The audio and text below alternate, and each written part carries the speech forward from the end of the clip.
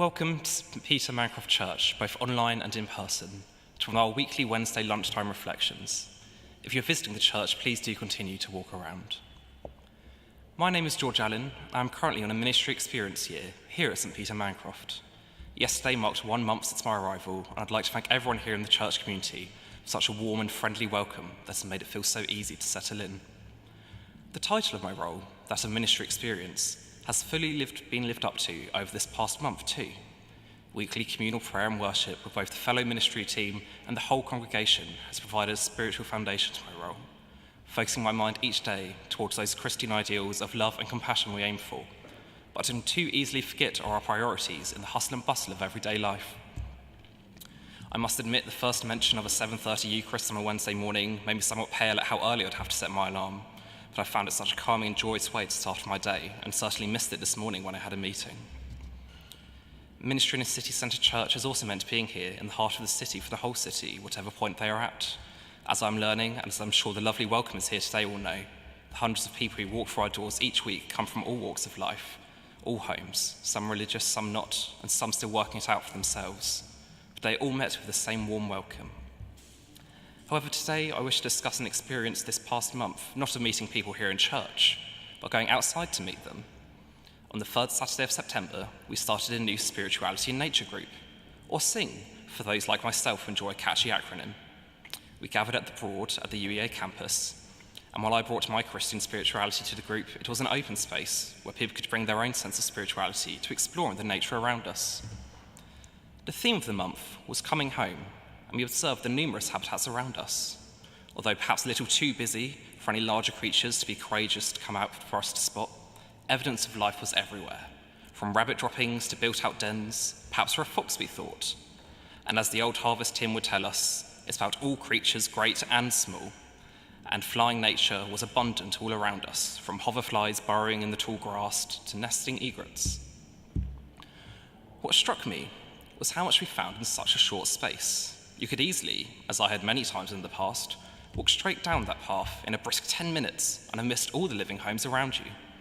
And yet, in an hour, I felt like there were creatures we still missed. We may stop and smell the roses, but how often do we stop and listen to the birds calling out to mate? Or to stop to peer into the water to see what life is busy swimming below? As we talked about the habitats of the wildlife, we also talked about our own habitats, our own homes, and something became very clear. Whether we'd lived in one place all our lives, born and raised as they say, or had a more migratory life, moving from city to city, our memories of home were found in nature and the people we shared that nature with. Home was not the terraced property, but the streets and parks run along and played on with friends. Not the cottage, but the rolling countryside walked upon for hours with loved ones. Arriving in Norwich, I find myself rediscovering what home means to me. Only for a little while longer can I continue calling the building I grew up in for 22 years home. Not only as I move out and forward in life, but quite physically as it soon becomes a home to a new family. My parents finding their children all moving out, and being the youngest of 6, they've waited a long time, have also found themselves looking at a new home just for the two of them. It was actually on visiting Norwich to see my new home that I first visited the Broad months before our spirituality and nature group.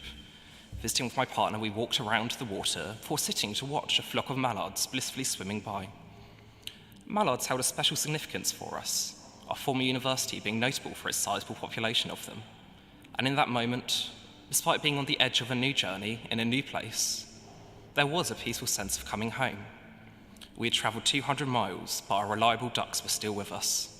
200 miles away from the people and nature we loved so much, but in that moment I realised we were truly no further away from their love, nor any further away from that nature than the ducks playing in front of us. I was witnessing God's love bursting out through creation, throughout nature, all creatures great and small, from the large warm welcome of a church community to the small friendly duck. Coming home for me then is recognising that familiar love. And since our first SING meeting, I've been trying to pause and recognise that comfort not just in familiar landscapes and animals, but all nature I see. I would encourage you too, if your walk would usually take 10 minutes, allow yourself 20. Allow yourself the time to stop and see the wonderful earth we share as home and all it has to offer.